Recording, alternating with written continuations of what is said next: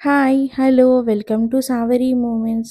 ఈరోజు మనం చేసుకోబోయేది Afghani egg curry. రెగ్యులర్‌గా చేసుకునే టమాటా ఎగ్ కానీ, ఎగ్ సూప్‌తో కాకుండా డిఫరెంట్‌గా ఈ కర్రీని ట్రై చేయండి. ఈ కర్రీ చాలా టేస్టీగా ఉంటుంది. చాలా డిఫరెంట్‌గా కూడా ఉంటుంది.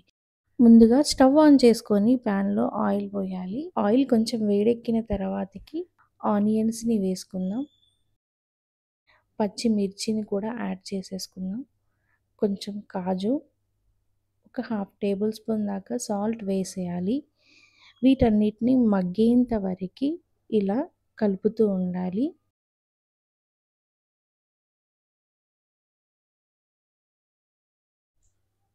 ఇలా కలర్ చేంజ్ అయిన తర్వాతకి ఒక ప్లేట్లోకి తీసేసుకుందాం. చల్లారినటువంటి కాజు, పచ్చిమిర్చి, ఆనియన్ని మిక్సీ జార్లో తీసుకొని వీటిలోకి కొత్తిమీర యాడ్ చేసుకొని గ్రైండ్ చేసుకోండి.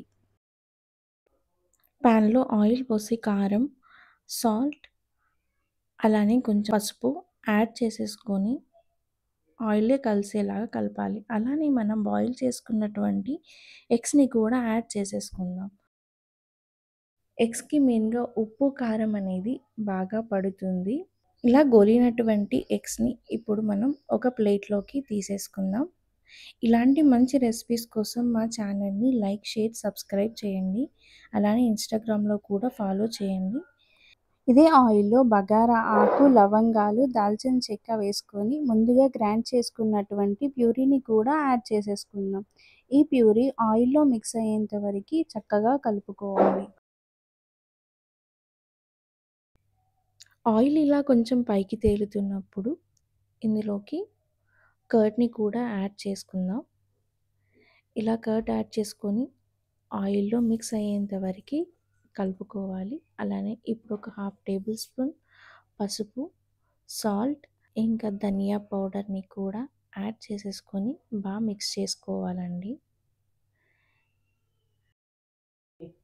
అలానే ఇప్పుడు కొంచెం కస్తూరి మెంతిని కూడా యాడ్ చేసేసుకుందాం. ఇలా ఆయిల్ పైకి తేలుతున్నప్పుడు మనం ముందుగా వేయించుకున్నటువంటి ఎగ్స్‌ని కూడా యాడ్ చేసేసుకుందాం. ఇది చూడండి, ఎగ్స్ ఎంత మంచి కలర్‌లో వచ్చాయో. మీరు ఈ స్టెప్స్ ఫాలో అవుతూ మీరు అఫ్ఘానీ కర్రీ ప్రిపేర్ చేయండి. మీ కర్రీ ఎలా వచ్చిందో నాకు కామెంట్ బాక్స్‌లో కామెంట్ చేయండి. ఇప్పుడు ఎగ్స్‌ని కలిపేసుకోవాలి. ఇలా కలుపుకున్న తర్వాతకి ఒక హాఫ్ గ్లాస్ దాకా వాటర్‌ని యాడ్ చేసేసుకుందాం. ఎందుకంటే మన గ్రేవీ కన్సిస్టెన్సీని బట్టి.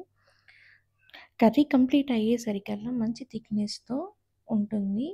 ఆయిల్ ఇలా సెపరేట్ అయ్యేంత వరకి కర్రీని స్లో ఫ్లేమ్‌లో పెట్టేసుకొని మగ్గనివ్వాలండి.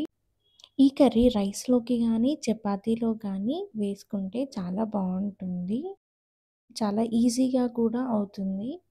చూడండి, ఇలా ఆయిల్ అనేది సెపరేట్ అవ్వడానికి 10 మినిట్స్ వరకు టైం పట్టింది.